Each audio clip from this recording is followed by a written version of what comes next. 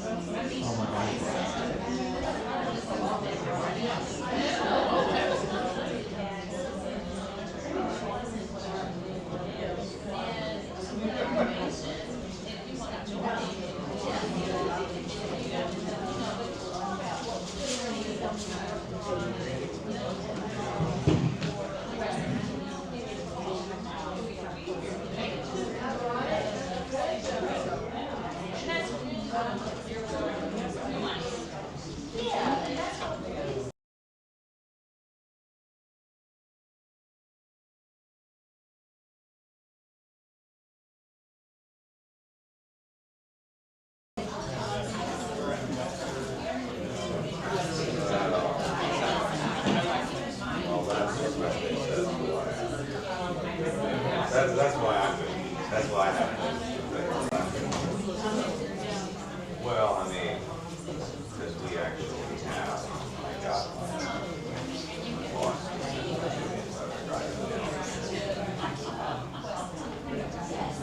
my master's actually made a public presentation and specifically said why he wanted the amendment passed. In marriage. It was like a married case. Explicitly, this is how we do it.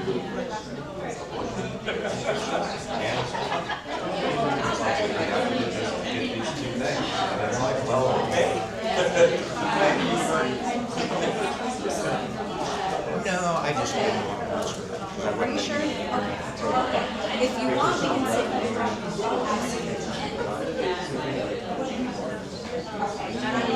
Yeah, no problem. Thank you, Jay. Happy to listen.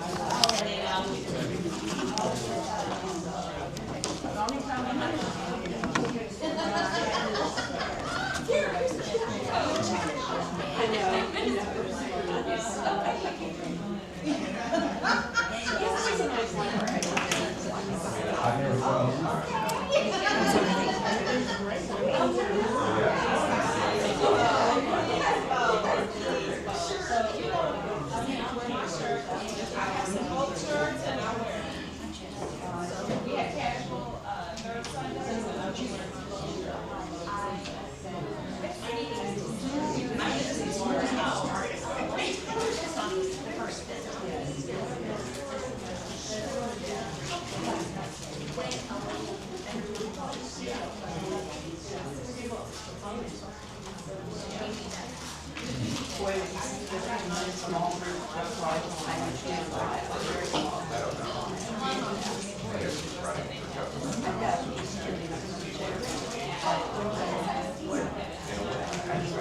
Right, right.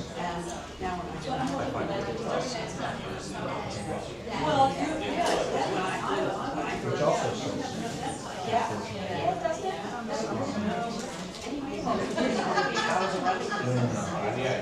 Yes, Nicole, I mean, he's about his teens, like a waiting pool, but he's, and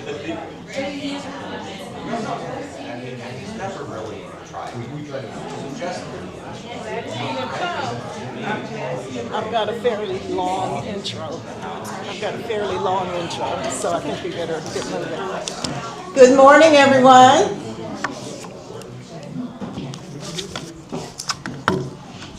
I think most of you know my name is Connie Brown Collins of Voter Rights Network of Wyandotte County. How is everyone this morning? Good, excellent. I would like to welcome everyone to our Elected versus Appointed Kansas Supreme Court Justices program this morning. As we get started, I want to thank you so much for coming out today. I know that Saturdays are hard. Saturdays are busy. Lots of things are going on that conflict with this event and in people's lives. So I really appreciate you taking the time to come out to learn about this issue and to join us today. I hope everyone got some lunch. Please get some if you didn't. We will not have a break, unfortunately. We've got a lot to cover this morning. Hopefully we covered everybody's needs with our catering. We tried. We did have some time constraints, but we tried to get a variety for everybody's diets. As we continue, you may be wondering, some of you anyway, who I am and where I came from and what do I do here in Wyandotte County. It started back when the last redistricting cycle happened, and we were, somehow we got involved in it, and we ended up being the main organization that was fighting the redistricting maps that were made by the legislature. We were joined in that effort, and many since then, by the original members of our group who are both from Wyandotte and Johnson counties. We evolved through the last few years, and again, we jumped into the redistricting fight, but we didn't do it alone. The League of Women Voters of Johnson County, they taught us all about what redistricting was in the first place, how to read the maps, which we really read and examined until our eyes were bleary. They helped us define our communities of interest. We met and we had meetings. We wrote and provided testimony. We fought really hard.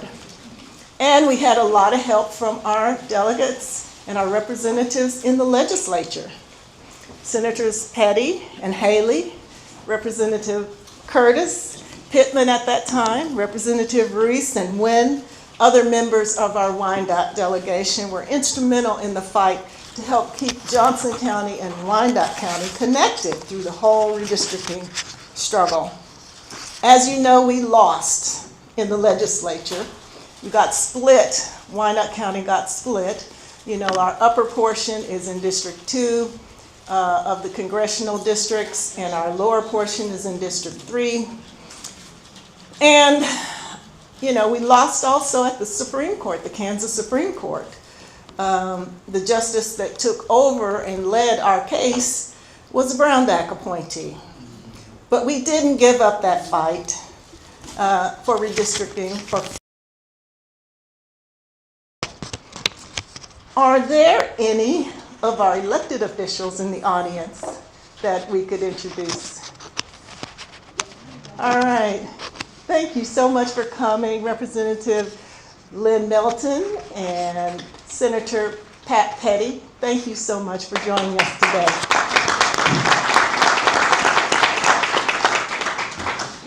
So, since that last redistricting effort, we've been educating our citizens, informing them, and providing tools for Wyandotte County and Johnson County and regional residents to advocate about voting rights, human rights, fundamental rights like public schools and healthcare access, and other policies that wind their way through the legislature and that can ultimately impact us here in our communities. At this point, I'd like to go over a few items that may guide our session today. First, I have to stress that we're committed to nonpartisanship in our interactions. Many of us have organizations and partners who are 501c3s, and we actually risk our nonprofit status if we are partisan in our discourse. I know many of you know that. Please show respect in this area. We won't be able to entertain questions from the audience that are determined to be partisan. We have a lot to cover in a short time frame, so we're going to stick to pretty strict time allotments for our speakers so we can move through the program and give each panelist the opportunity to make their comments. We are asking you, if you have questions, to write those on note cards. You should have some on your tables. If you don't have one, you may be able to get one at the registration table and back. We may not have time to get to each and every question, but we will work to get responses to the questions that are relevant to our topic today. Our friends will collect the note cards as you hold them up. There's our friend in the back there, our couple friends. Thank you. And we'll try to address whatever questions come our way. We also have some questions from students that they submitted, and that we will ask those of our panelists as well.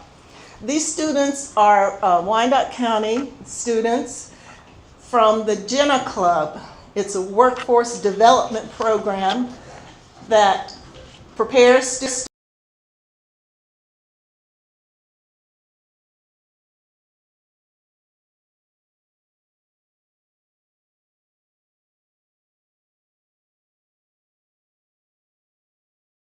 We are live streaming and recording our program. We do ask that you not talk.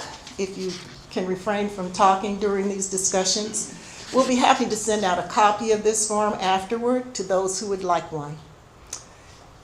This is a community education event. We're asking everyone to respect each other no matter your viewpoint. And we ask that everyone treat each other with dignity, honor, and courtesy. Just a few housekeeping items. Feel free to refresh your refreshments over in the side room. Men's and women's restrooms are out the door and across the hall. Feel free to come and go as the need arises. Again, we won't have a break this time, but if you need to stretch your legs before then, please do so. I want to acknowledge and thank some of the organizational sponsors and partners who helped make this event possible. Of course, us, Voter Rights Network of Wyandotte County, and its board of directors, including but not limited to Hilliard Berry and Kim Ford. Also Ed Equity, which is formerly Surge KC, which is a teachers group committed to racial justice. Kansas Black Leadership Council, Equality Kansas, Pat and Lester Lawson, and Mainstream Coalition also were supporters of this program, and we certainly couldn't have done it without the help and support of the Health Forward Foundation. I should note that we have an esteemed panel of experts participating today. Welcome, panelists, and thank you. Thank you so much for taking the time to join us. Our moderator, Stacy Nell, will introduce each of you individually. And there are some brief panelist summaries on the tables that tell a little bit about each of our panelists. So our agenda and program are also on your tables. And we will proceed through the agenda with questions from our moderator and our students. And our topics are basically, as you know, around the election versus appointment processes. So our general topics are the history and background of the election and appointment systems here in Kansas and how we got here. Benefits and challenges to both systems, Supreme Court amendment, ballot language, public and political pressure, and why should we care? Trust in our systems and civic engagement and the future of Kansas and youth engagement. Those are some of the things that we'll be covering today, hopefully, in our questioning. To our panelists, when you would like to provide an answer, please pick up the mic, say your name, and respond. Because we're live streaming this, it's important for people who see it to know who's speaking. If you like, you can stand, but it's not absolutely necessary. And this is not a debate, and it's not a forum. Every panelist also does not have to answer every question. Again, this is a community information session designed